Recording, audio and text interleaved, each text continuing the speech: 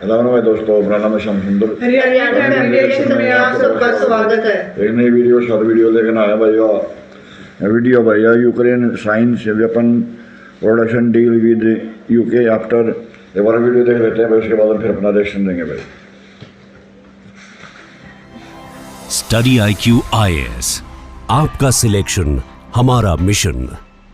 नमस्कार दोस्तों ज़ेलेंस्की और ट्रंप के बीच में रिसेंटली जो भी कुछ हुआ, इससे एक बात तो तय हो गई है कि now Europe is on its own. मतलब यूरोप को अपना ख्याल खुद ही रखना होगा। वो एक्सपेक्ट नहीं कर सकता कि जो अमेरिका है वो उसकी मदद करने आएगा। और स्पेशली डोनाल्ड ट्रंप के राष्ट्रपति बनने के बाद कब किस तरह की पॉलिसी चेंज हो जाए किसी को कुछ पता नहीं। और इसी को देखते हुए जस्ट एक दिन के बाद ही, मतलब जो अमेरिका में हुआ ज़ेलेंस्की और ट्रंप के बीच में, उसके नेक्स्ट डे आप देख सकते हो ज़ेलेंस्की पहुंच गए यूके और वहां पर उन्होंने एक वेपन्स डील साइन कर लिया। आप देख सकते हो Ukraine science 2.26 billion pound UK loan deal for weapons production. तो थोड़ा सा इसको समझेंगे कि आखिरकार चल क्या रहा है, लेकिन साथ ही साथ क्या यूरोप अकेले फाइट कर पाएगा। तो चलिए आगे बढ़ते हैं। देखिए, सबसे पहले मैं आपको बता दूं, $2.84 बिलियन की डील हुई है, वेपन्स डील हुई है यूक्रेन और यूके के बीच में।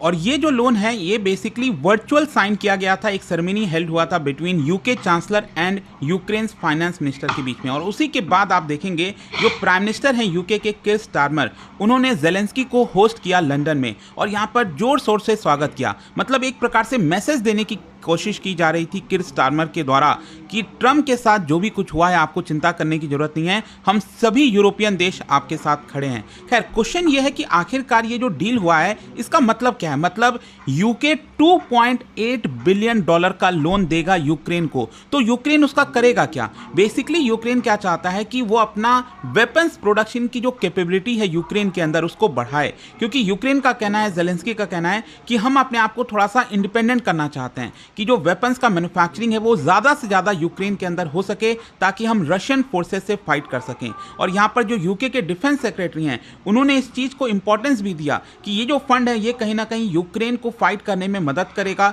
ये काफ़ी ज़्यादा क्रिटिकल है रशियन एग्रेशन के खिलाफ। लेकिन क्वेश्चन यहाँ पर यह भी आएगा कि जो ये यूके लोन दे रहा है $2.8 बिलियन का, तो वो रीपेड कैसे होगा। मतलब क्या ये फ्री में दे देगा यूके? ऐसा तो है नहीं कि यूके को खुद यहाँ पर प्रॉब्लम चल रही है। और स्पेशली आपने देखा होगा पूरी जो फाइट है ट्रंप और ज़ेलेंस्की के बीच में वो पैसे को लेकर ही है। ट्रंप चाहते हैं कि जो अमेरिका ने इतने बिलियंस ऑफ डॉलर खर्च किए हैं यूक्रेन के ऊपर वो कैसे वापस लिया जाए।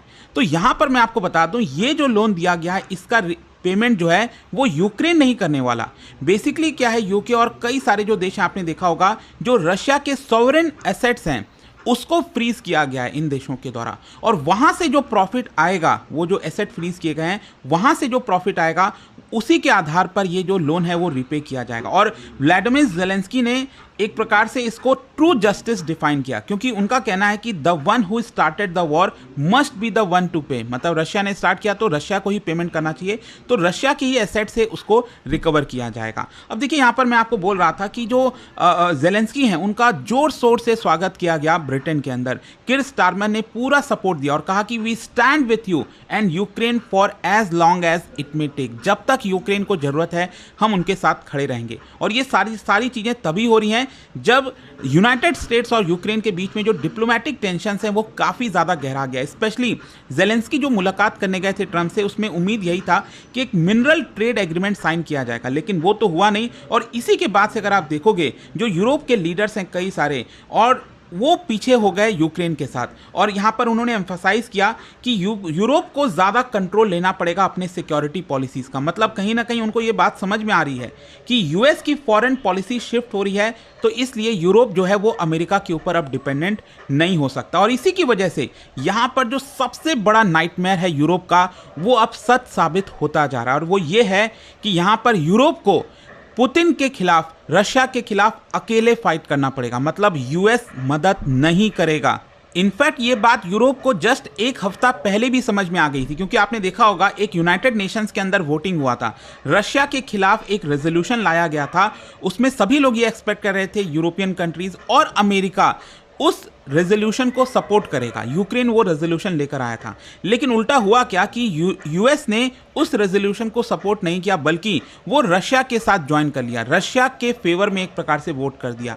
और इसी की वजह से यहाँ पर उनको समझ में आ रहा था अब कि जो रिलेशनशिप है यूरोप और यूएस का, वो अब काफ़ी ज़्यादा ट्रबल में जाते जा रहा है। और इसके बाद जो भी कुछ ज़ेलेंस्की और ट्रंप के बीच हुआ, वो उससे तो एकदम क्लियर कट साबित हो गया। और इसीलिए अगर आप देखोगे यहाँ पर यूरोप के बहुत सारे जो ऑफिशियल्स हैं, लीडर्स हैं, वो इंटरव्यू दे रहे हैं और वो टोटली शॉक में है कि आखिरकार अब यहाँ से चीज़ें कैसे बढ़ेंगी आगे। क्योंकि यहाँ पर आपको समझना है कि यूरोप हमेशा से पिछले 80 साल से अगर आप देखोगे, जब से वर्ल्ड वॉर 2 खत्म हुआ है, तब से लेकर अभी तक यूएस के साथ एक बॉन्ड बना हुआ था कि वो हमेशा एक साथ रहेंगे और यहाँ पर जो भी फोर्सेस हैं, जो यहाँ पर अराजकता फैला रहे हैं, जो भी कुछ हो रहा है, उसके खिलाफ लड़ेंगे। इनफैक्ट यहाँ पर आप देख सकते हो, जो फ्रांस के प्रेसिडेंट है मैक्रोन और किर स्टारमर हो गए, यूरोपियन कमीशन प्रेसिडेंट हो गई, वो सभी ने यहाँ पर डिस्क्राइब किया है कि ये जो भी कुछ हो रहा है, ये एक जनरेशनल चैलेंज है पूरे कॉन्टिनेंट के लिए। एंड इसी की वजह से आज जो है, आज संडे को ज़ेलेंस्की और बाकी के यूरोपियन लीडर्स जो हैं, साथ ही साथ कनाडा, ये सब आपस में बैठ रहे हैं लंदन में और यहाँ पर बातचीत करेंगे कि आगे कैसे किया जाएगा।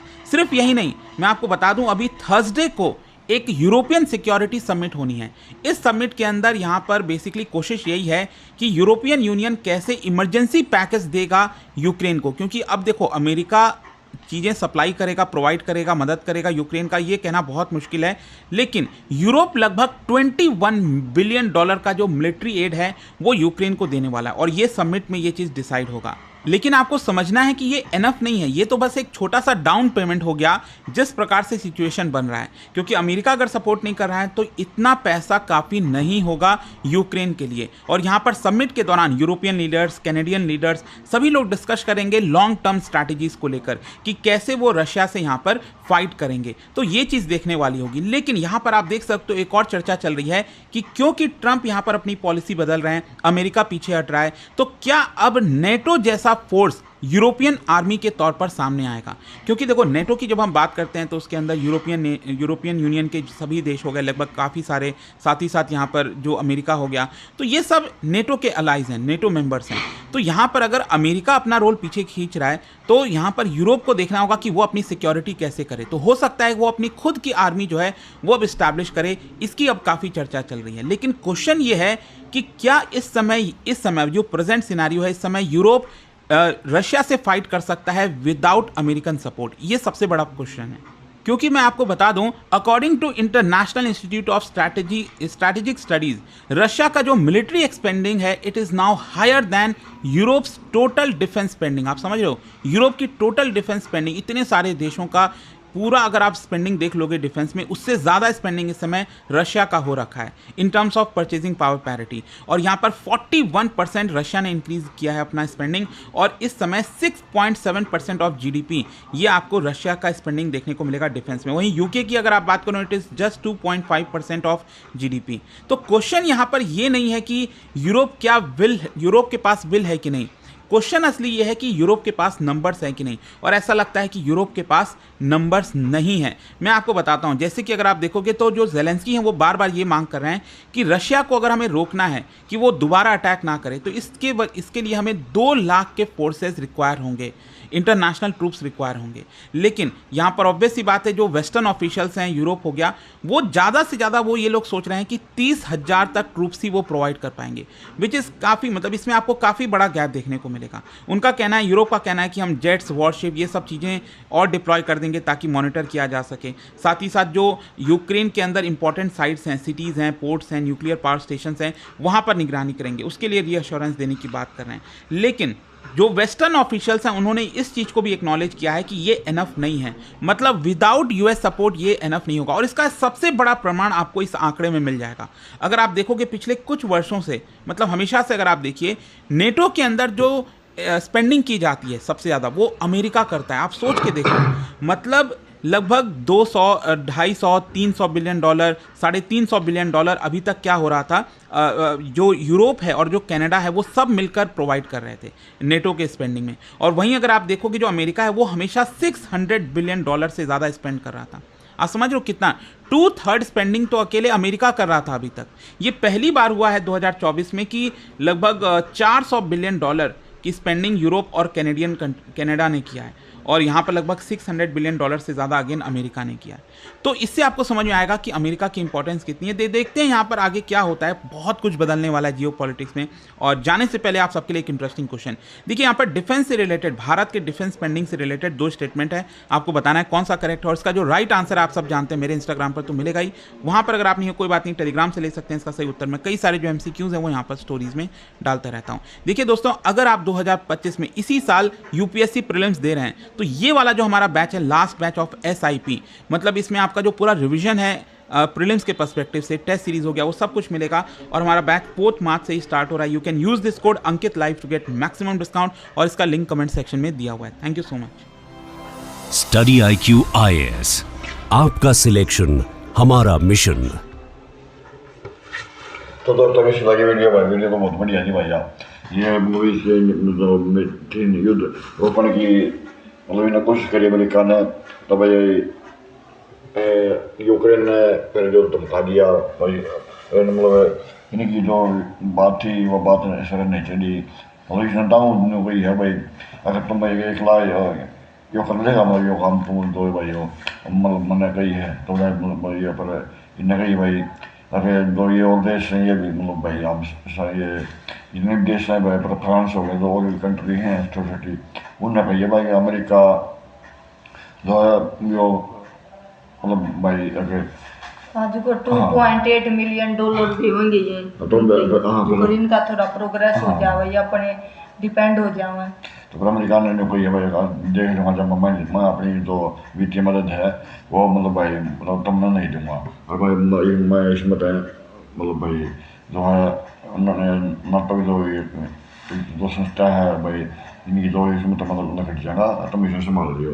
और फ्रांस ने कोई है भाई, फ्रांस ने कोई है भाई, अगर भाई जो भी है कोई मतलब भाई अमेरिका जो है इसमें तो बात लगा। और भाई मैं पहले नहीं होता तुमने इसमें अपना दम पर करो, जो कुछ करना है अब हम सारे मिलकर हम भी इसका रशिया का जो है हम भाई इसका जो है भाई हम बहुत भूल गया। आज को ये नहीं हुआ ना कि ये जो अपने आप डिपेंड हो जावा। ये यूक्रेन वाले जो ये युद्ध चल रहा लंबा चल रहा है, थोड़ी प्रोग्रेस कर रही है, जो ये फिर नाटो की कंट्री है भाई, ये जो थोड़ा थोड़ा करके सारे करेंगे ना, ये इसने एक ने कर इसने अमेरिका ने ना देना ना ये इतना $2.8 मिलियन है। हाँ तो दोस्तों यार वो वीडियो बहुत बढ़िया थी भाई। वीडियो को लाइक करना, शेयर करना और कमेंट करके जरूर बताना वीडियो कैसी लगी। और जिसने अभी तक हमारे चैनल को सब्सक्राइब नहीं किया है वो भी जल्दी जाके सब्सक्राइब कर दो। ओरिजिनल वीडियो का लिंक मिल जाएगा डिस्क्रिप्शन में। मिलते हैं इसी के साथ नेक्स्ट वीडियो में, तब तक के लिए बाय बाय।